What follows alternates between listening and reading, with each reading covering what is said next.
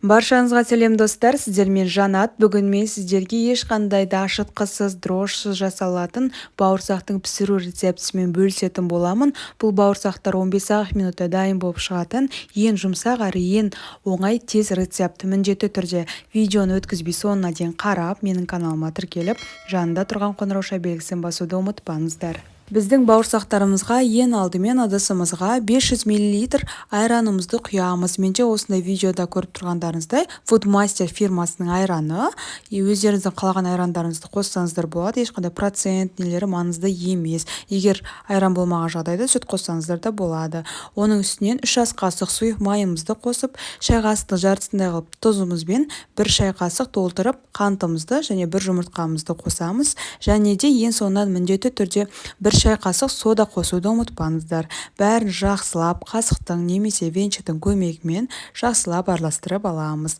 Араластырып алғаннан кейін біз ұнымызды қамыр иленгенше қосатын боламыз. Мендегі ұнның мөлшері 150 және 500 грамның арасында. Енді ол сіздердің қамырларыңыздың қамыр иленгенше ұнды қосасыздар, соған байланысты. Басында қасықпен араластырасыздар жақсылап, содан кейін осындай қамыр иленгенше ұнымыз қосамыз. Міндетті түрде сіздердің қамырларыңыз жұмсақ болып шығуы керек. Міне видеода көріп тұрғандай. Енді бетін жауып 10 минутқа қойып қоямыз тындырып. 10 минутымыз өткеннен кейін біздің бауырсақтарымызды алып, жақсылап ұнды сеу арқылы қолдың көмегімен, одан кейін оқтаудың көмегімен жайып алатын боламыз. Барлығы видеода көрсетілгендей.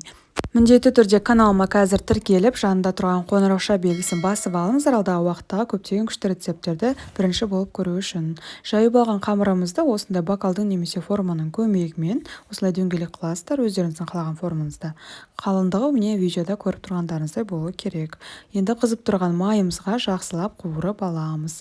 Міне біздің майға қосқан кезде ортасы өсінде пышный болып тұрып, биік болып көтеріледі. Енді астына салфетка төсеу арқылы біздің бауырсақтарымызды майдан шығарып аламыз. Сіздерге жасап көруге кеңес беремін. Дәмі өте керемет әрі жұмсақ болып шығады. Ешқандай ашытқысыз, дрожжсыз жасалатын бауырсақтың пісіру рецептісін сақтап алыңыздар. Сіздермен бірге болған Жанат. Каналыма тіркелуді ұмытпаңыздар.